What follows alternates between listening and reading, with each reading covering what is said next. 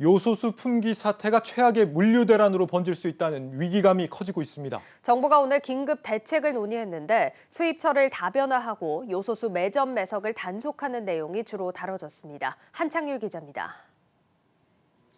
정부가 어제 이어 오늘도 요소수 수급 대책을 논의하는 범정부 회의를 열었습니다. 오늘 0시부터 요소수와 요소수에 올려인 요소의 매점 매석 행위를 집중 단속하고 있는데 단속 대상이 되는 업체 수는 1만 개 이상입니다. 단속 대상인 요소수 제조업자와 수입업자 등은 이전 월 평균 판매량보다 10%를 초과해 보관하면 3년 이하의 징역 또는 1억 원 이하의 벌금에 처해집니다. 정부 부처별로 대응책도 내놨습니다.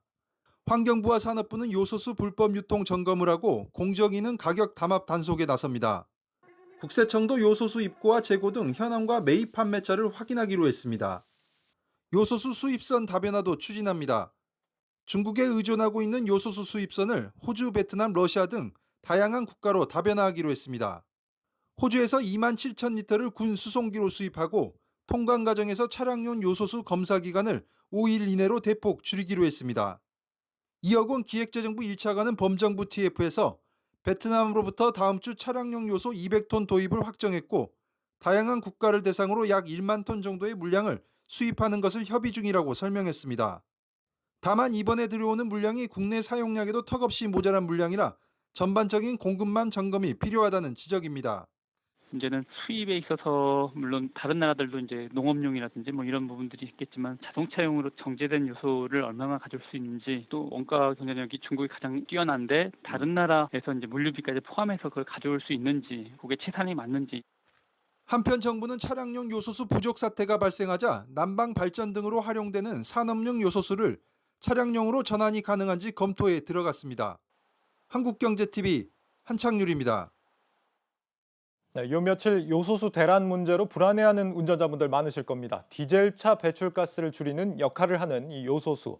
디젤차 운전자분들 중에 요소수가 필요한 분과 필요 없는 분들이 계실 텐데 2016년 이후 출고된 거의 모든 디젤차에는 이 저감 장치가 달려 있습니다. 세계적인 환경 규제 때문에 의무화가 된 겁니다.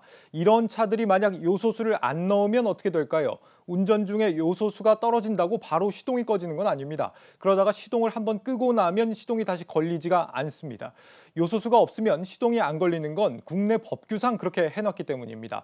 전자제어 장치를 통해서 그렇게 막아놓은 건데 그래서 소프트웨어를 조작하면 요소수가 없어도 주행이 가능합니다.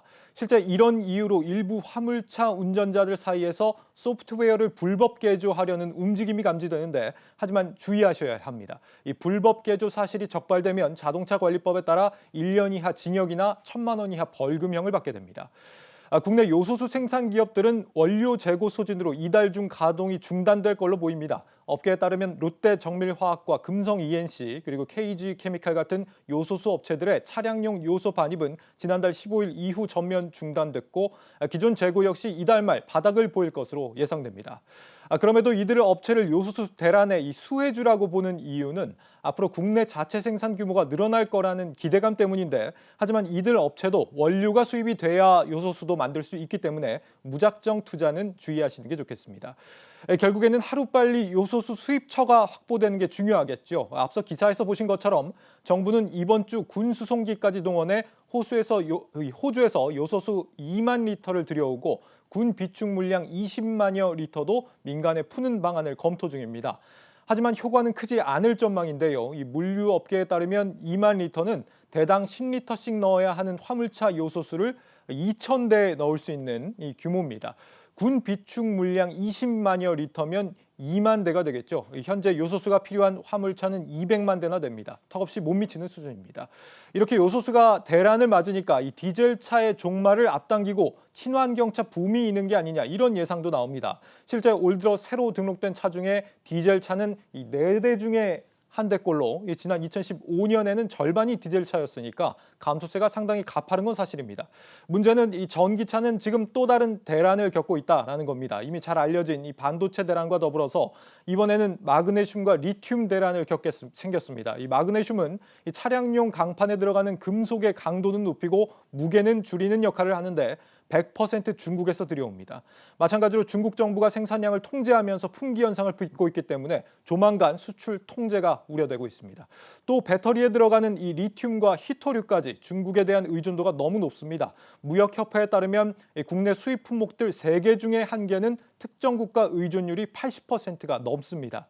지난해부터 그토록 강조했던 소부장 독립은 아직도 갈 길이 멀어 보입니다. 오늘 갑작스러운 한파가 찾아왔죠. 이 덩달아 우리 산업과 물류에도 한파가 닥쳐오고 있습니다. 요소수는 시작에 불과하다. 앵커 리포트였습니다.